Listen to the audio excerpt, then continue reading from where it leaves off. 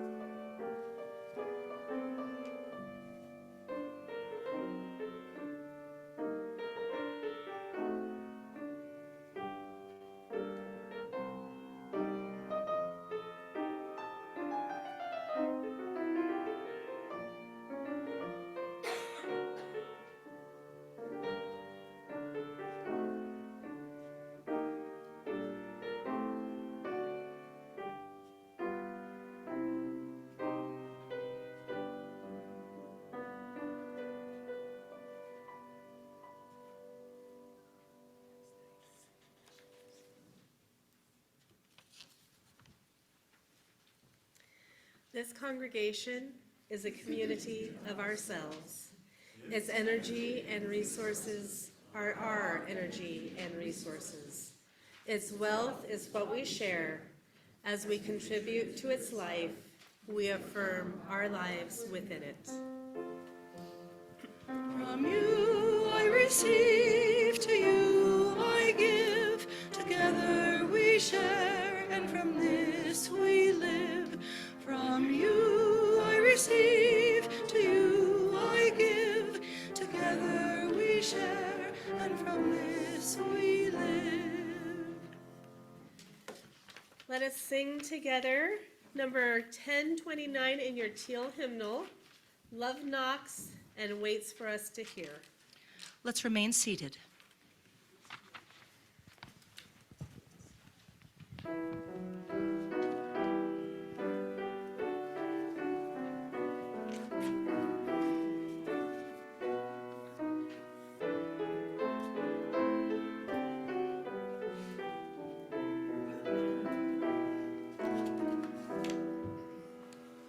Love knocks and waits for us to hear, to open and invite. Love longs to quiet every fear and seeks to set things right. Love offers life in spite of foes who threaten and condemn. Embracing enemies, love goes the second mile with them. Love comes to heal the broken heart, to ease the troubled mind. Without a word, love bids us start to ask and seek and find. Love knocks and enters at the sound of welcome from within. Love sings and dances all around and feels new life begin.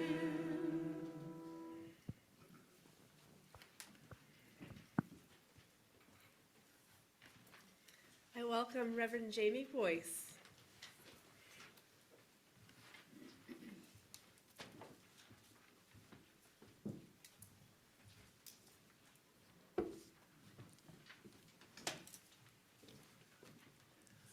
Thank you for the warm welcome this morning. I'm so grateful to be with you. And it's true, I traveled all the way from Hamilton, Ontario, where we have not seen sunshine in what seems a decade. So I've been overjoyed, and at every window, I pause and give thanks. The thing they didn't tell me, though, but I've learned in my last few days here, is to hydrate. And so I am prepared to hydrate.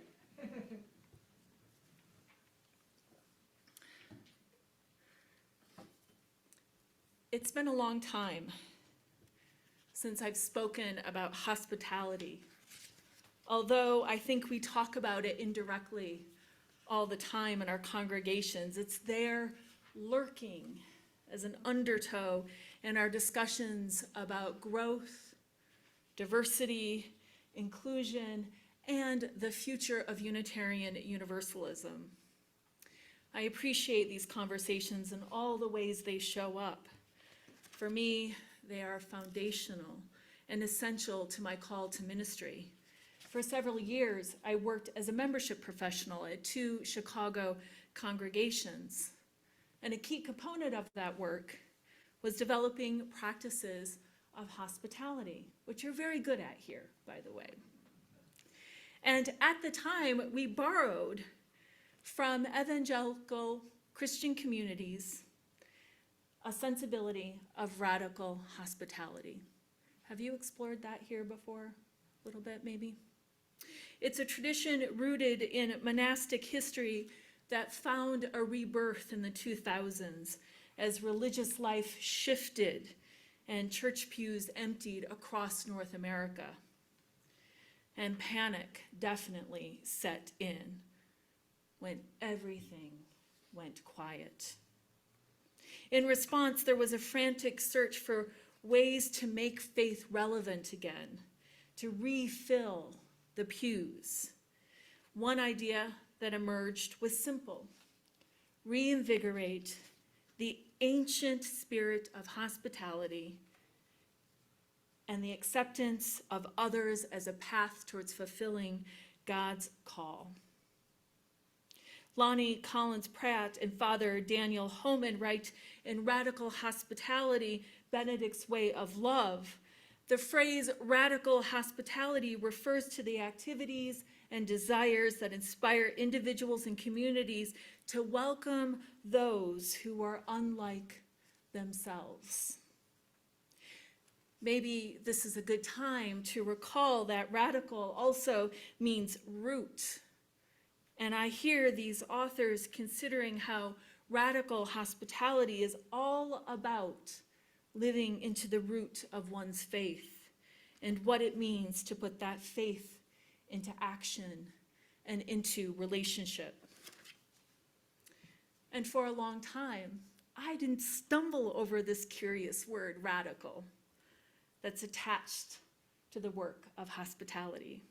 It was easy to let it slip by and not notice how it circulates as an artifact of who we are as Unitarian Universalists. What is it pointing at about the practice of hospitality for us? What is radical about radical hospitality for Unitarian Universalists? I remember as a kid, my mother talking about her radical politics as she shuffled me and my brother from meetings in church basements to protests to vegetarian potlucks. The radical politics of my mother didn't really seem to have anything to do with radical hospitality, but there it is. The word haunting me, haunting us as we shift from the late 1970s to 2024. For my mother and the new left political climate of the 1970s, there were distinctive tones of reinvention of the progressive political narrative that had emerged out of the 1960s. The feminist critique of culture and economy was alive in my mother's activism, one that took on a particularly ecological bent. This was best embodied by my blushing embarrassment as I pulled peanut butter and honey, crumbly whole wheat bread sandwiches out from recycled bread bags at lunchtime at school. Of course, we bought it all from the food co-op where my mother volunteered weekly. The radical in the new left of my childhood was one in which the personal is political, and there was a sincere attempt at the reorganization of the social and economic relations of our lives, an attempt to get at the root of injustice and oppression. You can see that I survived my childhood embarrassment. Not only did I survive, but I was also gifted with an understanding of how the world could be. I witnessed the very best in people. While I don't consider my politics radical in the same way my mother did and still does, I do consider Unitarian Universalist communities stewards of a radical vision of love and justice. The legacy of the new left politics of my mother, for me, is a tradition in which white progressivism is decentered by the critiques of equity-seeking peoples who were erased and marginalized from the political imagination of the new left. These critiques are an ongoing opportunity to welcome continuous dislocation, change, to live into more inclusive possibilities for the world, It doesn't hurt to reorganize our lives, to throw open the doors and allow for some cleaning out, bearing in mind that changes are not always welcome by those living at the very center of privilege and comfort. I have noticed in myself and in Unitarian Universalist spaces a posture that is a bit like goldfish, skeptical about change, resistant even, and at times downright grumpy. When Goldfish's bowl gets too crowded with newcomers and plants, Goldfish exclaims, "I gotta get out of here." Of course, when Goldfish does get relief, Goldfish is sad and lonely. Goldfish discovers that they are happy in the presence of community and friends and the interdependence they discovered. Their world is bigger and richer and more wonderful. The move from a fishbowl to a fish tank. Rumi is right. We must throw open the doors of our hearts, of our lives, and welcome what Rumi so enthusiastically calls each new arrival as an opportunity for transformation. The ways in which we can embrace the world as it arrives not only as a signal of our capacity to wrap our arms around life, but also to work effectively with change. And while Rumi is offering us a teaching about welcoming the hard bits of life, I notice underneath an invitation to welcome all of life as a surprise and encounter, the joy too. I like to imagine that Rumi would be taken with the words from E.M. Forster in A Room with a View. Don't go fighting against the spring. I think Rumi and Unitarian Universalists celebrate that sentiment. While the political atmosphere of my youth fueled a sensibility of justice, it didn't really respond to a deeper call I sensed hiding beneath the surface, an awareness that people are searching for places to belong, especially now, as we are clear about the crisis of loneliness that is so prevalent in our world. In 2018, Canada was considering a national initiative to address the loneliness crisis. And the crisis of loneliness was only exacerbated by the COVID-19 pandemic. In 2023, the CBC reported that loneliness is as dangerous to one's health as smoking. The data in the United States is similar, with National Public Radio reporting in May of 2023 that loneliness is an epidemic here too, and it seems that over half of us are lonely at any given time. The Surgeon General is concerned, our healthcare providers are concerned, and we should be concerned too about each other. What if Unitarian Universalist communities were an antidote to this epidemic of loneliness? We offer companionship, affirmation, acceptance, community, spiritual deepening, life-affirming values, and a vision for the world that is compelling. The Benedictine rule of radical hospitality, rooted in the Christian New Testament teaching of welcoming the stranger, Matthew 25:35 says, "For I was hungry, and you gave me food. I was thirsty, and you gave me something to drink. I was a stranger, and you welcomed me." There is an attending to another person in an intimate and delicate way that is striking here. The text goes on to say, "I was naked, and you gave me clothing. I was sick, and you took care of me." I was in prison and you visited me. The vulnerability in this passage is uncomfortable and directive. It suggests that the holy, the sacred, lives in every single person we encounter. Radical hospitality is so much more than performative politeness. It's about our shared humanity, our encounters of love and generosity.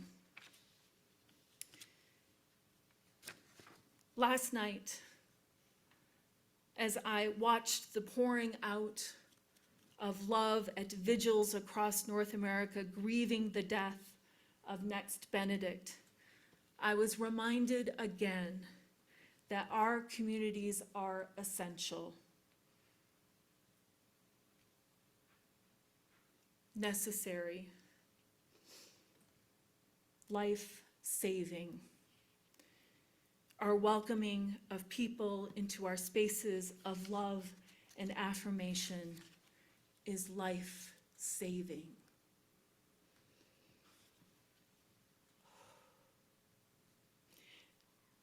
I said I would talk about the politics and the poetics of an open heart. And I think the poetics matter a great deal too when we're thinking and reflecting on radical hospitality and the opening of our hearts towards new experiences. The creative spirit comes alive in music, dance, song, words, playfulness, in our storytelling, in our embodied willingness to experiment and take risks, innovate, and welcome something new into the world. Each creative act is an act of radical hospitality, an opportunity to welcome inspiration, change, and the transformative power of love among us. One of the things I love about Unitarian Universalist communities is how alive they are with the spirit of creativity. It thrills me to see your work, to hear about how creative expression is infused into the life of your communities.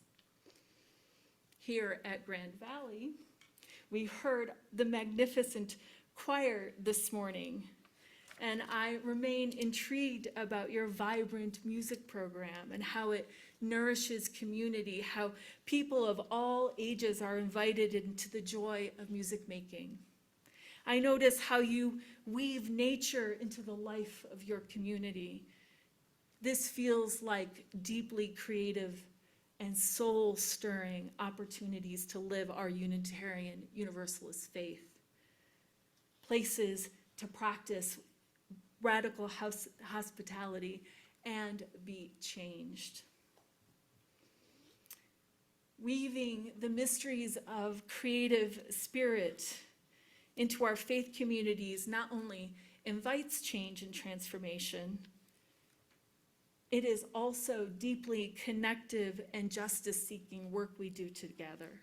It delivers deep and meaningful connection in a time in our world when separation and division threaten our democracy.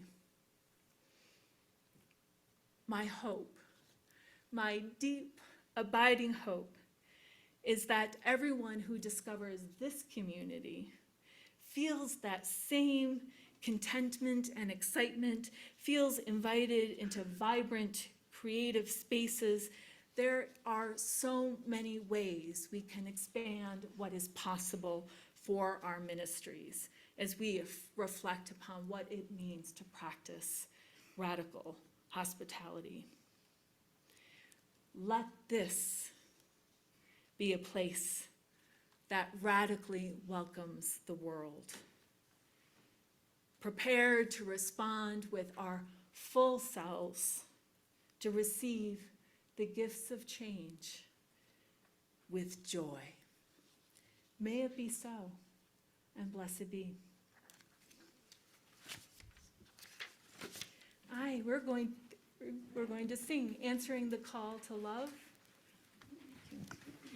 Everyone, if you can please take out your teal hymnals and turn to number 114. What did I say? 1014? Sorry, thank you, 1014. I have a little board that I'm going to show you in the style of a WWF ringmaster. So everybody gets to see it.